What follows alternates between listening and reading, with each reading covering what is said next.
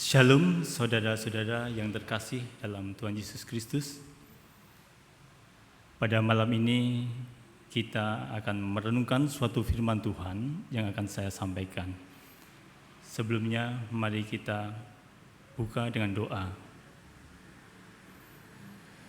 Maha besar Tuhan kami yang bertahta di kerajaan surga yang mulia, pada malam ini Tuhan, kami memberikan hati kami untuk menyempatkan diri merenungkan akan firman-Mu.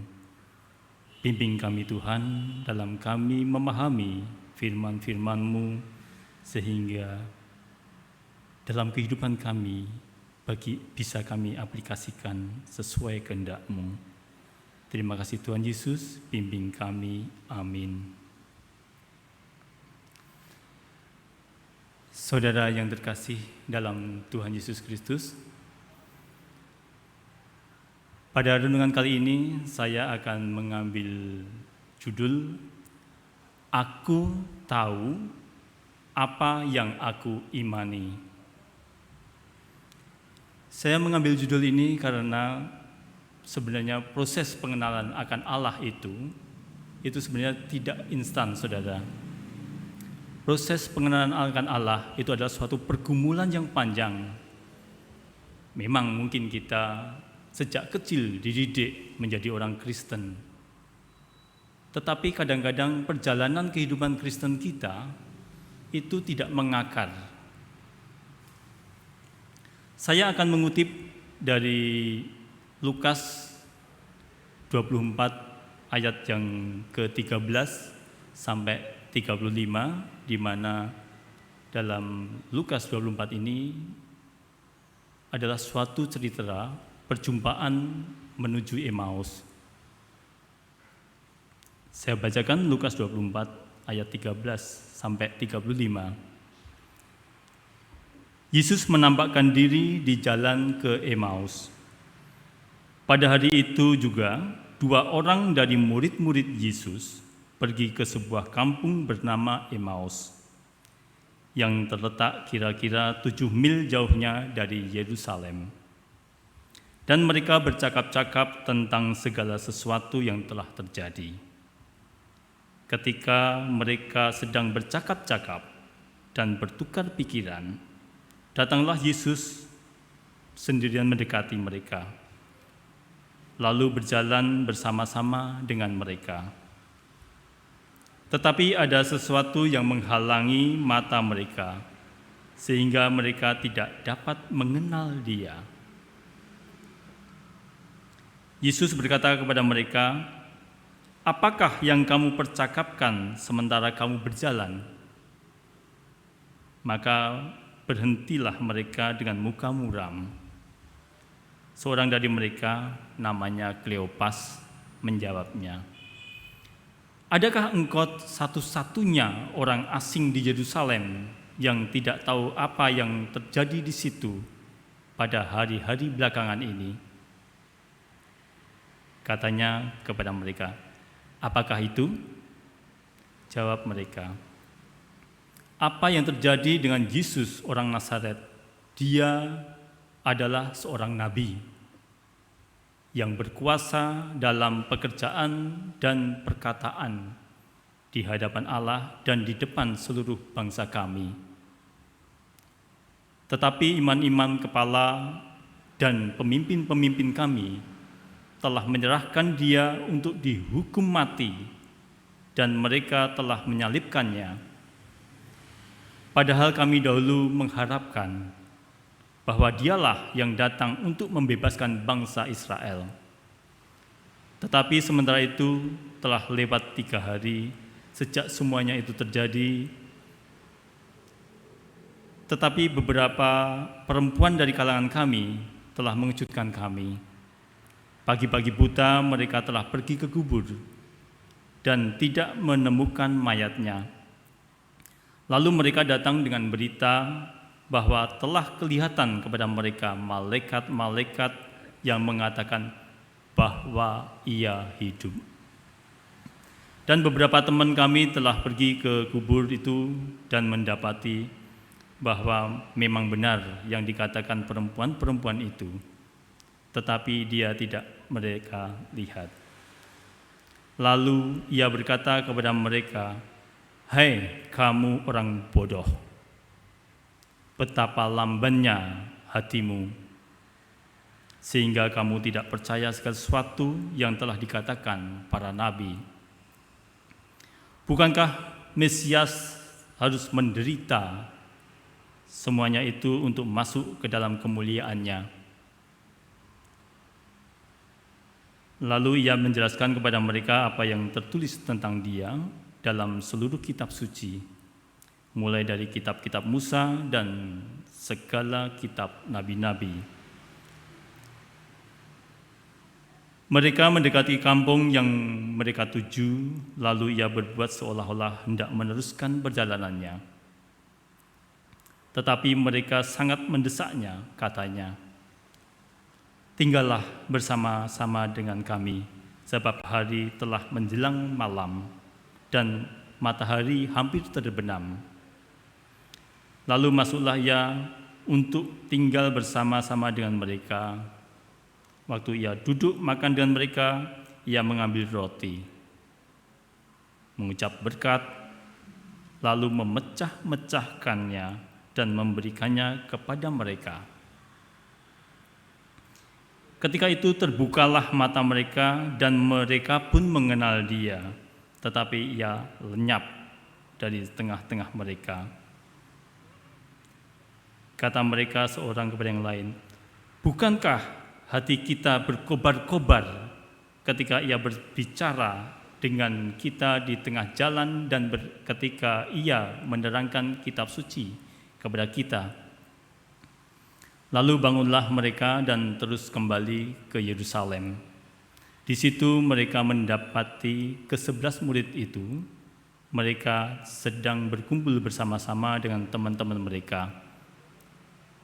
Kata mereka, "Sungguhnya Tuhan telah bangkit dan telah menampakkan diri kepada Simon." Lalu kedua orang itu pun menceritakan apa yang terjadi di tengah jalan dan bagaimana mereka mengenal dia pada waktu ia memecah-mecahkan roti.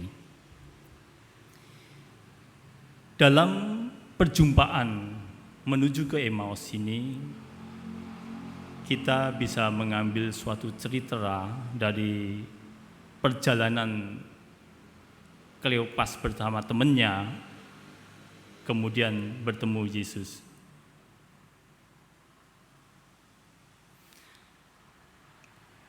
Di saat perjalanan ini, Yesus bergabung dan terlibat dalam obrolan-obrolan topik mereka, seperti dalam mereka menceritakan tentang peristiwa kebangkitan Yesus. Tetapi, saudara, dalam ayat ini di awal diceritakan bahwa ada sesuatu yang menghalangi mata mereka di dalam ayat 16.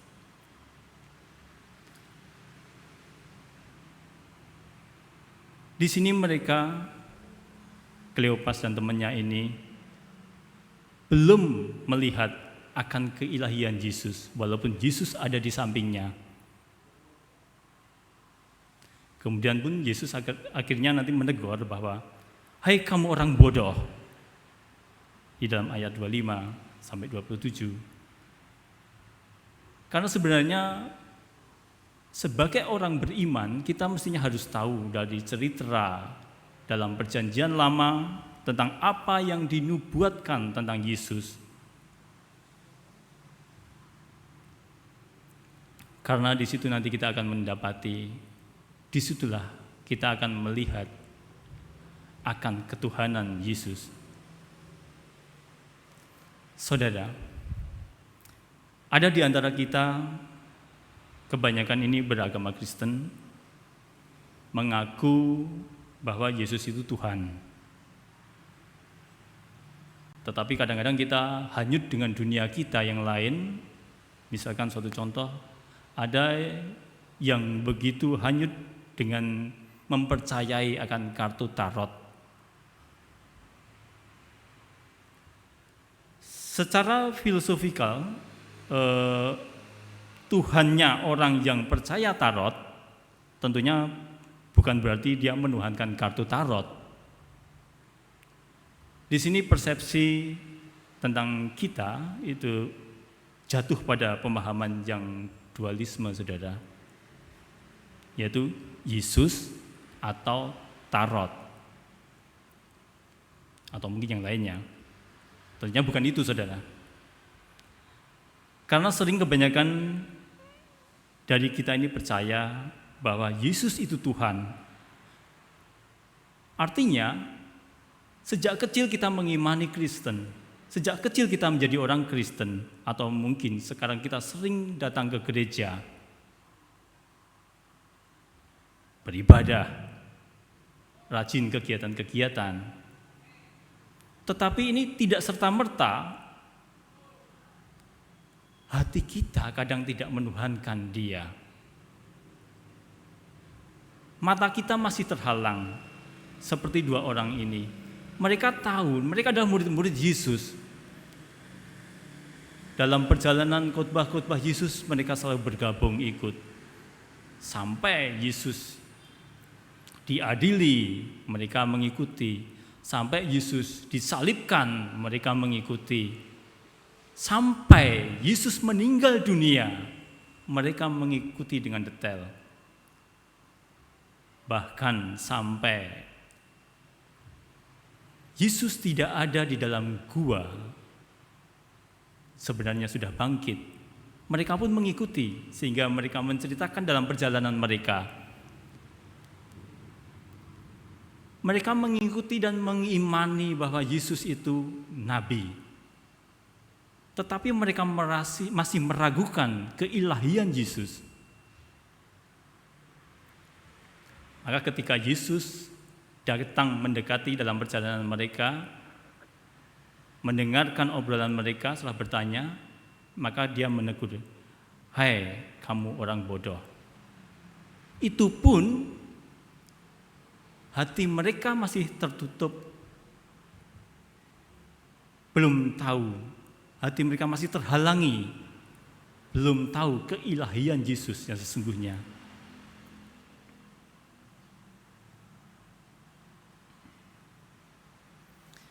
Kadang kita juga sering, tidak hanya tarot, kadang kita sering juga terbelenggu dengan masalah-masalah kehidupan kita, kehidupan cinta ataupun kehidupan materi kita. Ini yang kadang-kadang membuat kita tertutup mata hati kita untuk mengimani Kristus.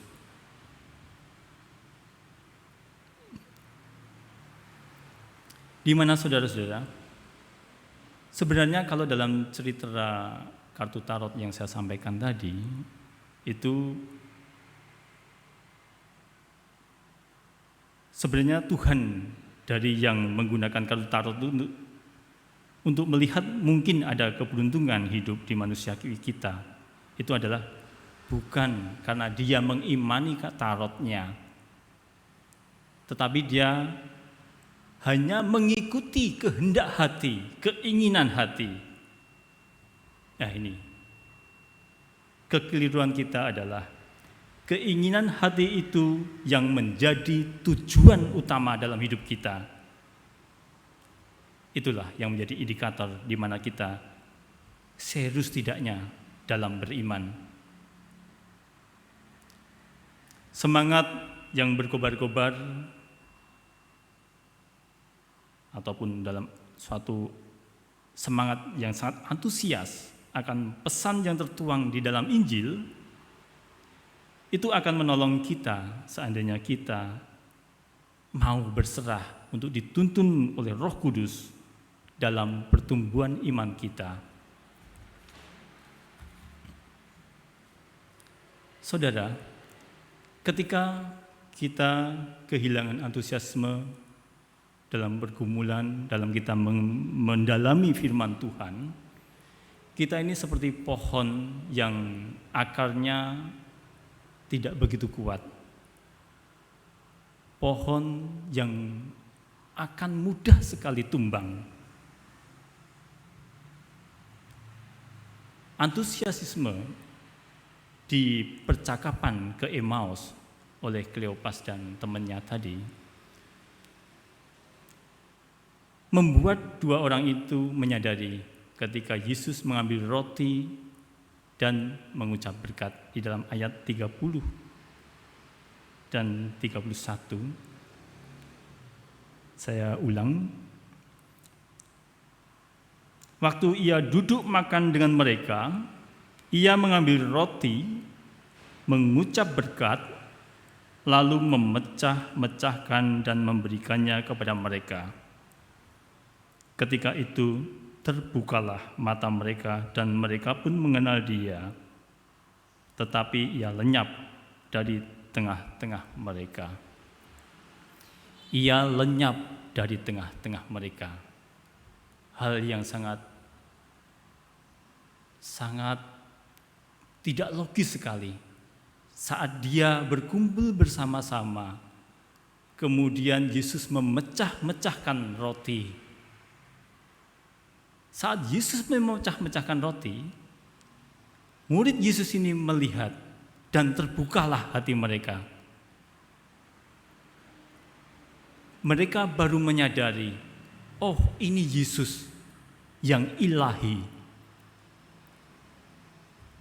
Ketika mereka sudah menyadari keilahian Yesus, kemudian Yesus hilang di tengah-tengah mereka. Inilah sifat ilahi Yesus. Kadang-kadang tidak masuk akal dalam kita. Baru duduk bersama, makan bersama, hilang. Ini menjadi perundungan bagi kita, bahwa Allah menyampaikan kehendaknya untuk manusia memahami bahwa Allah itu ada, harus memakai logika dulu. Maka Yesus, di mana Allah sejati, turun ke dalam dunia, menjadi manusia, dalam kehidupan-kehidupan yang logika-logika yang muncul, walaupun sesekali Yesus menampakkan keilahiannya.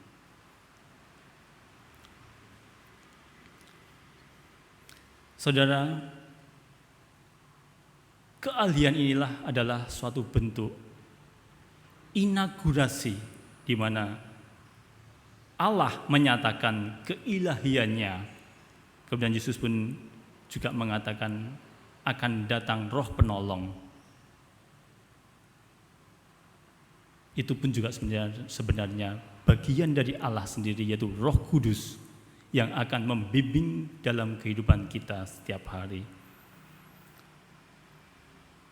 Saudara, dalam renungan ini semoga kita bisa mengenal Yesus lebih dalam, sehingga iman kita semakin dikuatkan bahwa Yesus itu ilahi, Allah sendiri yang datang ke dunia menyampaikan kepada kita tentang tujuan kita, di mana kita supaya bisa saling mengasihi. Kasihilah Tuhan Allahmu dan kasihilah sesama manusia. Maka saudara, tetaplah berbuat kasih, karena itu esensi dari Tuhan menyatakan diri dalam bentuk manusia. Dan walaupun manusia sudah dinyatakan masih tertutup hatinya, tapi ada poin di situ. Jika kita mau berkobar-kobar hati kita untuk mengenal Yesus, maka inaugurasi itu akan terjadi pada kita, di mana kita rasakan bahwa Dialah yang ilahi datang ke dunia. Amin.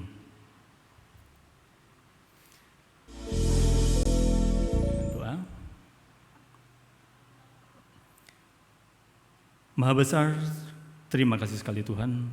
Tuhan telah membimbing dalam kami menghayati firman-Mu. Tuhan kiranya benar-benar membukakan hati kami, benar-benar untuk kami bisa menyadari, sehingga iman kami tidak hanya iman yang kosong, tetapi iman yang benar-benar kami sadari bahwa Yesus hidup dalam kehidupan kami, bahwa Allah ada di dalam kehidupan kami, bahwa Allah lah yang menciptakan kami semua, bahwa kehidupan kami adalah sesuai kehendak Allah, sehingga Tuhan, segala sesuatu yang kami perbuat, kami lakukan tidak hanya kehendak kami saja. Kiranya Tuhan selalu menuntun kami, curahkan Roh Kudus-Mu dalam kehidupan kami, supaya langkah-langkah kami selalu dibimbing. Terima kasih Tuhan Yesus, doa ini kami naikkan. Amin. Saudara, demikianlah renungan pada malam ini kira-kira dapat mendewasakan iman kita, supaya kita semakin berakar ke dalam dan menjadi kuat dalam bertumbuh iman kita. Tuhan memberkati.